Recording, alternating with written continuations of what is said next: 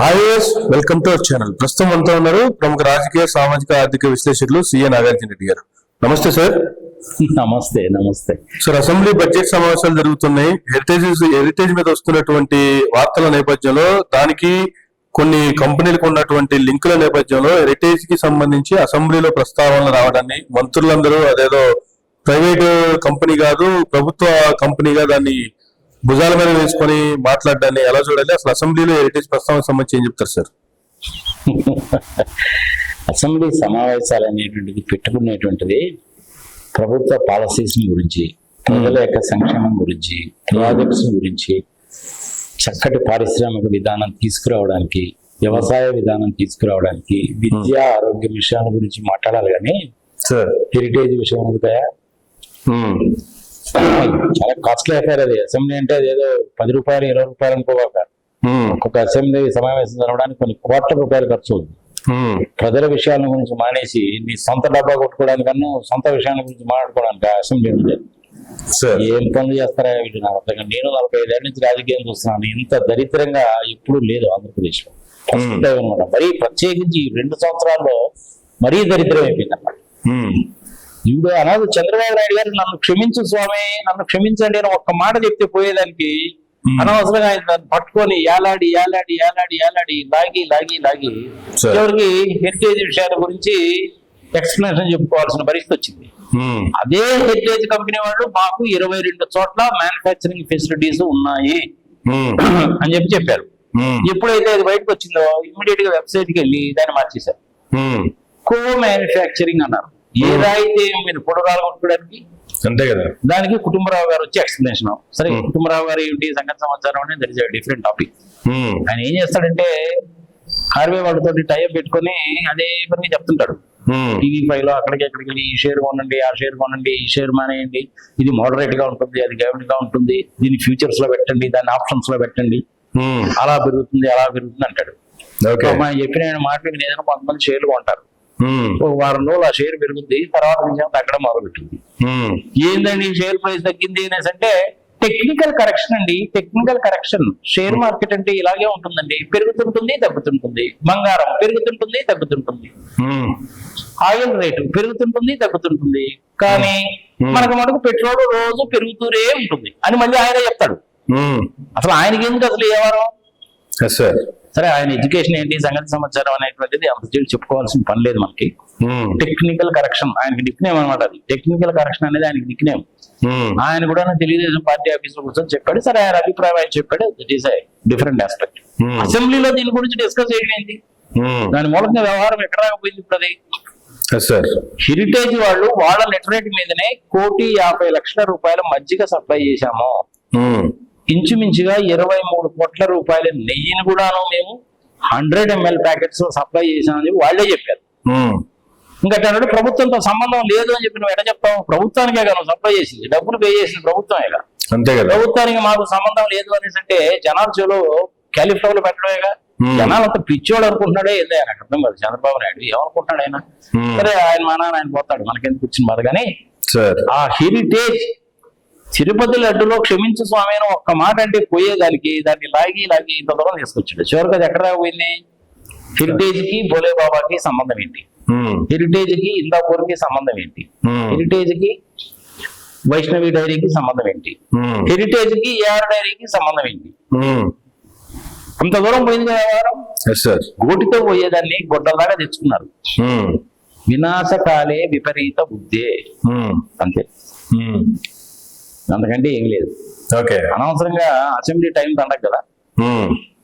పనికి మాలి పనులు, అది ఎన్ని దిక్కుమాలి పనులు కదా. ఎవరు తీసుకున్న గోతిలో వాడే పడతాడనడానికి క్లాసికల్ ఎగ్జాంపుల్ అనమాట.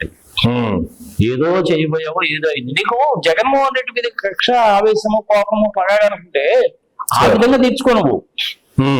ఆయన చేసినప్పుడు చేసినట్టు పనికి మాలి పనులు ఏదైనా ఉంటే చెప్పు, దాని గురించి మాట్లాడు. నువ్వు 2 కొండలు అంటావు, 2 కొండలు అని చెప్పి నువ్వే చెప్తావు. క్రిస్టియన్ మీటింగ్స్ లోకి వెళ్ళి 2 కొండలు అని చెప్తావు. జీవో రద్దు చేస్తానంటావు.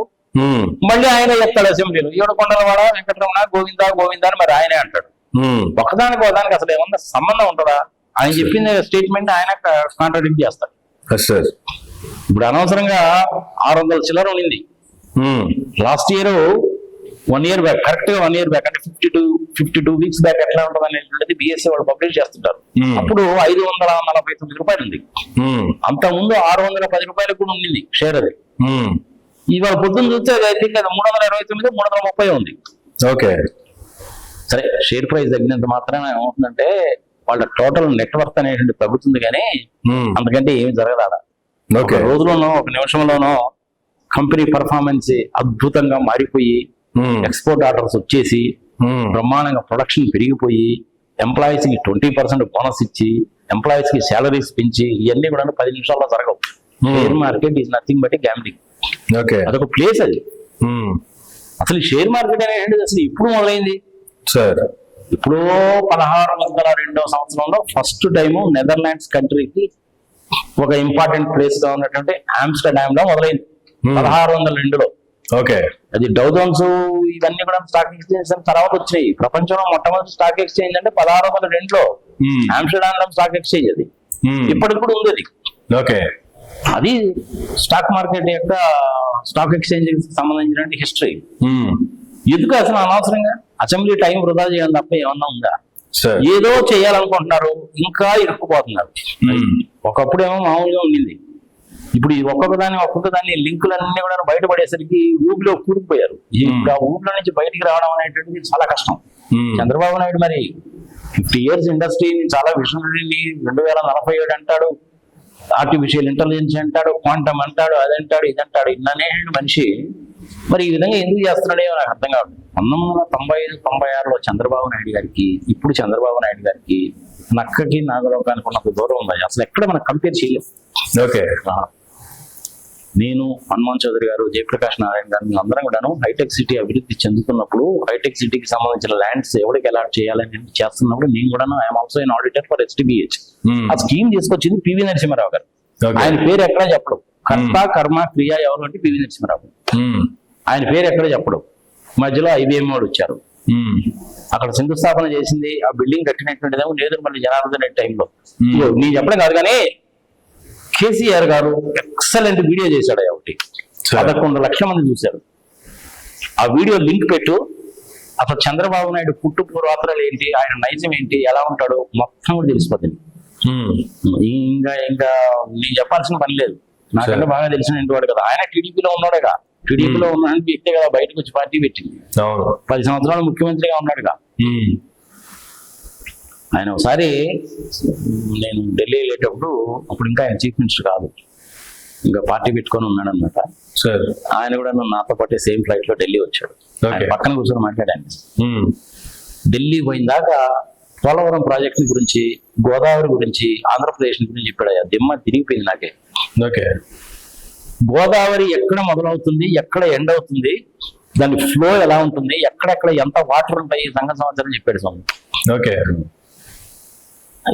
మంచి నాలెడ్జబుల్ పర్సన్. మనకి దిలీప్ అని ఒక ఆయన ఉన్నాడు, ఆయన కేసీఆర్ గారికి పిఏగా కూడా పనిచేశాడు ఢిల్లీలో. ఆయన పుస్తకం రాశాడు. ఆ పుస్తకంలో చాలా విషయాలు రాశాడు, చూడండి.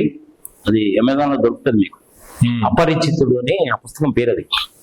అందులో కేసీఆర్ గురించి రాశాడు, కేఏ పాలు గురించి రాశాడు, చాలా విషయాలు రాశాడు. కేసీఆర్ గారికి పిఏగా పనిచేశాడు. Is also good friend of mind for your information. నా దగ్గర కూడా ఆ పుస్తకం ఉంది, నేను కూడా చదివాను పైనుంచి కింద వరకు. కేఏ పాల్ గారితో అనుభవాలు ఏంటి కూడా చెప్పాడు, చాలా డీటెయిల్ గా చెప్పాడు అనమాట. ఈ కేసీఆర్ గారు ఎలా ఉంటుంది, ఆయన దినచర్య ఎలా ఉంటుంది, ఏమిటి సంగతి సమాచారం అనేసి. కానీ ఆ వీడియో పెట్టు, ఈ పుస్తకం కొన్ని చదువుకుంటే జనాలకు క్లియర్ గా తెలుస్తుంది. ఇంకా నేను ఇంతకంటే దీని గురించి ఎక్కువ చెప్పాల్సిన పని లేదు. ఎవరు తీసుకున్న గోతులో వాళ్లే పడతారు. అనవసరంగా గెలుపుకున్నాడు. ఇప్పుడు జనాల్లో ఏంటంటే హెరిటేజ్ అనగానే అర్జెంట్ గా తిరుపతి రోడ్డు గుర్తుకొస్తుంది.